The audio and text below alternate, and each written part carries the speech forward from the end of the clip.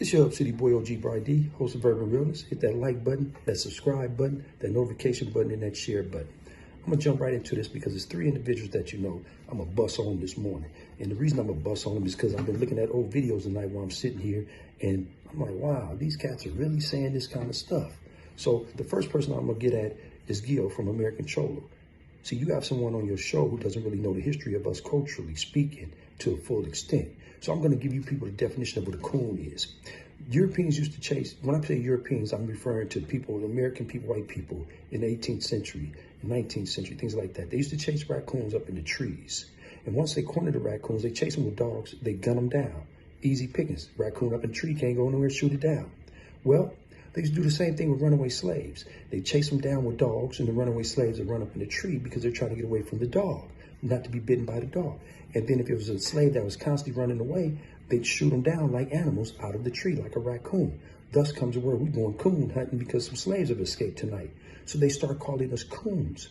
So in Jim Crow era, when it was really hectic at the turn of the 20th century, they chased brothers all through the swamps and through the forest, and they'd go up in a tree and they'd gun them down before they lynch them, things of that nature. So you know what coon meant. You had someone on your show who really didn't know the definition of it and the origins of it and how it was applied to us in a derogatory way. You do say you don't use the N-word, but you say mayate. Like it's, and that means that's the lowest form of disrespect that you can give a black man, but it originally means black bug in Mexico. But you guys took it and flipped it and made it a derogatory way, just the same way as the European took coon. See, Gil, you call yourself a conservative. So the conservatives did what? They didn't care about babies being snatched at the border from people that look like you. I call you a coconut. Brown on the outside, white on the inside. You sit up here and send a message, well, can he just sit down and talk to me? Can he come on the show? Can he get on the telephone? Never. You are no one for me to talk to. You're not in my league. I will run circles around you historically, and I will run circles around you intellectually. So you are no one for me to talk to, Gil from American Cholo. Then you sit up here and say the homies and allude to like you're still in the streets. Well, how can you be a conservative and be a homie? I don't understand that one right there. Now I'm going to jump to this dude, Swifty Blue. You wear gold in your mouth and you wear fade as if you're a brother from down south. That's who you remind me of. Yet you say you would never sign to a black.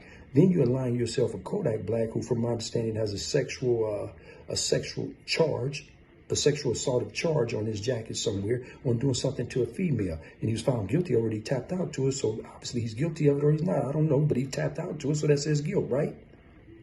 So your people get on you about him. But do they get on Bozo, who's aligned with American Cholo? Do they get on Bozo, who's supposed to be your adversary, yet he's supposed to have relations with a 15-year-old girl? Imagine that, a 15-year-old girl, 1 year above what is defined in law as lewd act with a minor. As far as I'm concerned, that's still a minor 15 years of age. He's a grown man. But that's the word, that's supposed to be the biggest kept secret. That Bozo messes with a 15-year-old girl. He's infatuated with her, and he's having sexual relations with her. I don't know. Am I throwing an allegation out there that's falsely? No, it's based on coming out of his people's mouth. But it may be false, it may not be. Y'all know the truth. And he knows if he deny it, then we can do some investigation and find that 15-year-old girl. Imagine that. Yeah, I said it, can't take it back.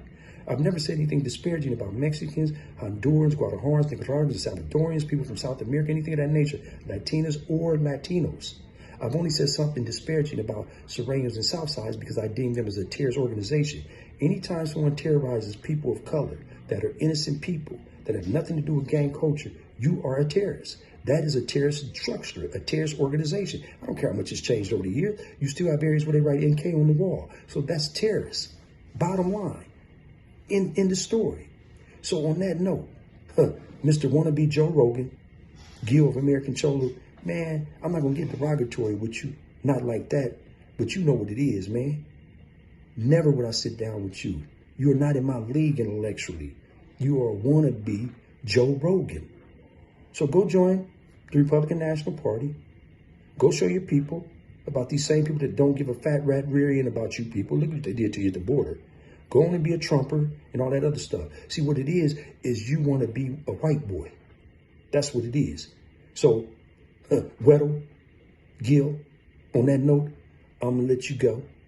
I said what I had to say. Can't take it back. I'm not on this platform for likes, subscribes, and so forth. But that is protocol when you're on YouTube. I'm not living off here. This is not a paycheck for me. So, hey, it's the hub and the dub with neighborhood love. Two of them, y'all know what it is. Compton, California, all the time.